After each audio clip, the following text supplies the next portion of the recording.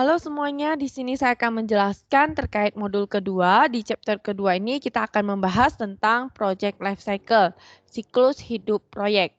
Oke, siklus hidup proyek ini terdiri dari 5 tahapan. Tahapan yang pertama itu adalah define. Define ini adalah tahapan awal dari proyek, di mana di tahap awal proyek ini tentunya perlu ada sebuah tujuan atau goal dari proyek. Nah, tujuan dari proyek itu harus jelas untuk selaras dan memiliki nilai untuk bisnis karena proyek itu merupakan investasi dari organisasi yang membutuhkan waktu dan sumber daya. Nah, sebuah tujuan perlu didefinisikan dengan baik supaya bisa mencapai ekspektasi dari stakeholder. Nah, di tahap yang kedua itu ada perencanaan dari proyek. Nah, tujuan dari proyek yang tadi yang di step 1, tentunya tujuan dari proyek itu menyediakan arah untuk perencanaan proyek. Nah, sebuah perencanaan proyek itu terdiri dari yang pertama itu ada sasaran proyek. Sasaran proyek itu meliputi ruang lingkup, jadwal, anggaran, dan kualitas. Yang kedua itu ada sumber daya. Sumber daya itu meliputi orang, fasilitas, dan teknologi. Nah, yang ketiga itu meliputi kontrol. Nah, kontrol itu adalah memastikan tujuan proyek dan sasaran selaras dengan sumber daya. Yang ketiga ada execute project plan. Nah, execute project plan ini adalah penerimaan perencanaan proyek yang diperlukan sebelum tahap eksekusi. Nah, pada tahap ini tentu dilakukan desain hingga pengembangan produk, layanan, ataupun sistem. Kemudian di tahap keempat itu adalah close project. Nah, proyek ditutup dan diserahkan ke ownership. Nah, kemudian disetujuilah oleh sponsor atau stakeholder. Di tahap yang terakhir, yang tahap kelima, itu adalah evaluate project. Nah, tim proyek itu harus melakukan evaluasi dan mereview untuk menentukan tujuan proyek yang didefinisikan di awal itu tercapai atau tidak. Oke. Nah, kemudian di sini kita bisa lihat di bagian atas yang terkait yang tadi 5 poin, yaitu dari define, plan, execute, close, dan evaluate. Nah, kita fokuskan di tahap yang execute.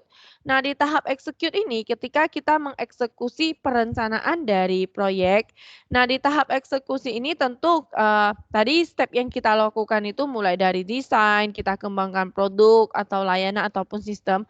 Nah, dalam execute ini kita perlu yang namanya metodologi, dia berhubungan atau berkaitan dengan metodologi. Nah, metodologinya di sini contohnya adalah metodologi, SDLC. Nah, di SDLC ini ada 5 tahap ya di sini ya. Yang pertama itu adalah planning, perencanaan. Nah, di perencanaan kita memastikan bahwa tujuan, ruang lingkup, anggaran, jadwal, teknologi, proses pengembangan sistem, metode, dan alat itu tersedia. Tahap yang kedua itu analisis. Nah, di sini masalah atau, peluang secara lebih lengkap. Kemudian di sini kita, juga mendefinisikan kebutuhan dan persyaratan untuk sistem yang baru, yang diidentifikasi dan tentu didokumentasi. Kemudian tahap yang ketiga itu ada tahap, desain. Di tahap desain ini kita tentunya menggunakan, persyaratan yang tadi ya, kemudian, kita buat, model logika ya sebagai masukan untuk kita merancang, eee, guna kita mendukung sistem informasi yang baru, seperti itu.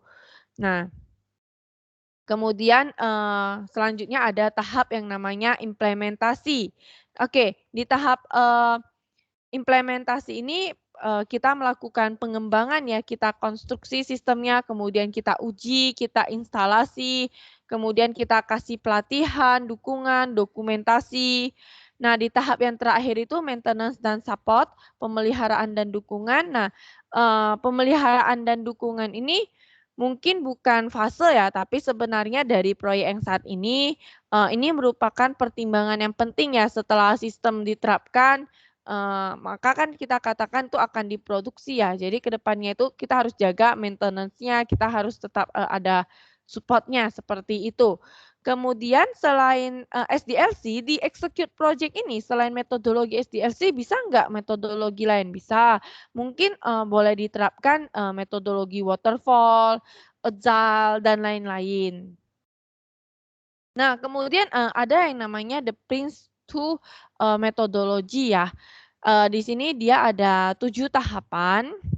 Nah, tahapan yang pertama itu adalah start project. Nah, start project di sini proyek dibuat dan ditentukan. Kemudian tahap kedua initiate project. Dia fokus pada detail business case. Project manager tentu mendokumentasikan target benefit, biaya, jadwal, kualitas, ruang lingkup, resiko pada perencanaan proyek. Kemudian ada direct project. Yang ketiga, direct project itu menjalankan perencanaan proyek. Yang keempat itu control stage. Di control stage itu project manager mengontrol dan memonitor setiap aktivitas proyek. Yang kelima itu ada manage product delivery. Nah, di sini manage product delivery itu adalah pengelolaan pada serangkaian work package. Kemudian yang keenam, manage stage boundaries. Nah, di sini informasi atau laporan untuk mereview status proyek dan menentukan kelanjutannya. Nah, kemudian yang terakhir itu ada close project. Nah, di sini kita memastikan proyek itu semua sudah komplit. Oke, yang tadi terkait modul 2, kemudian kita akan membahas terkait tugas 2. Nah, di tugas 2 ini kita diminta untuk menentukan metodologi proyek ya.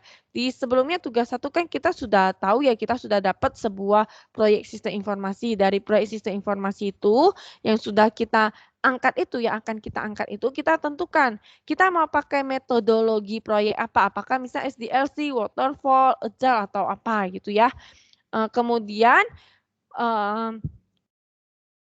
kita berikan dan proses yang digunakan ya tentunya ya, misal PLC yang tadi ya, atau misal jangan-jangan adik-adik mau pakai Prince2 gitu ya, kemudian berikan alasan mengapa metodologi yang tadi itu dipilih, misalnya mau pakai PLC, di PLC-nya execute-nya nanti kita pakai SDLC. Nah, kenapa sih misalnya kita pilih metodologi SDLC tersebut, kenapa misalnya tidak pilih waterfall? Nah, seperti itu contohnya.